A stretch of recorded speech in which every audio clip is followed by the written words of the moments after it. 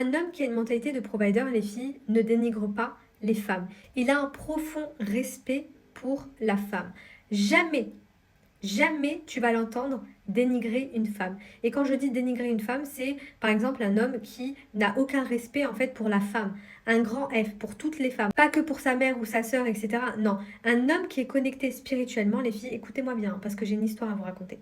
Un homme qui est connecté spirituellement respecte toutes les femmes, le féminin, d'accord? Pourquoi je vous dis ça, les filles?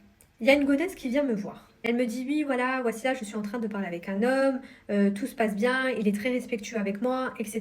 Blablabla. Donc c'est une relation un peu à distance, mais ils sont juste en train de se parler, il n'y a rien de sérieux, il y a uniquement de la conversation, mais elle l'aime bien quand même puisqu'elle le connaît depuis longtemps. Et donc, soi-disant, ce mec est très spirituel, il lui partage des enseignements sur la spiritualité, etc. et blablabli, et blablabla. Et il lui partage le fait que ça fait très longtemps qu'il est célibataire, qu'il ne s'est pas mis en couple, etc. Et donc la godesse lui demande comment il fait pour gérer son plaisir intime. Et là il lui répond, c'est très simple, je vais en soirée, je repère une femme qui est complètement bourrée, je la ramène chez moi, je fais ce que j'ai à faire et après ciao. Et donc elle m'écrit, voici là, depuis qu'il m'a dit ça, je ressens en fait une résistance au niveau de mon ventre, j'ai mon cœur qui commence à serrer. Elle me partage que ça l'a complètement refermé en fait. Je lui réponds, mais c'est normal, le mec c'est un prédateur.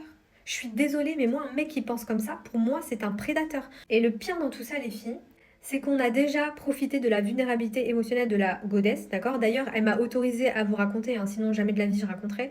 Donc voilà, je lui ai demandé, elle m'a dit oui, c'est bon, ok, pas de souci. Je respecte l'intimité des personnes. Bref, tout ça pour vous dire, les filles, que c'est hyper important de prendre son temps, de poser des questions, d'accord? Parce que moi, demain, un mec me dit ça, mais je le bloque, hein. Vraiment, je le bloque. Pour moi, c'est un prédateur. Et d'ailleurs, moi, c'est très simple. À partir du moment où un homme me parle mal d'une femme, peu importe en fait s'il l'a côtoyée, il l'a pas côtoyée, je m'en fous. Quand un homme parle mal d'une femme, je le next.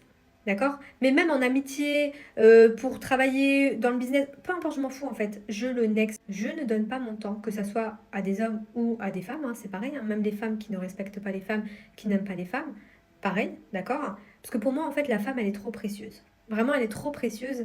Et je ne supporte pas en fait qu'on profite des femmes ou d'une femme ou qu'on dénigre ou quoi. Vraiment, les filles, je ne supporte pas. C'est pour ça, les filles, faites un travail sur vous, apprenez à connaître les hommes, apprenez en fait à poser des questions. Vraiment, n'allez pas en date comme ça, là, alors que vous n'avez pas les armes. Voilà, c'est triste à dire, mais quand on n'a pas les armes, quand on ne sait pas à qui on a affaire, les filles, faut pas se lancer en fait dans la gueule du loup comme ça, bêtement.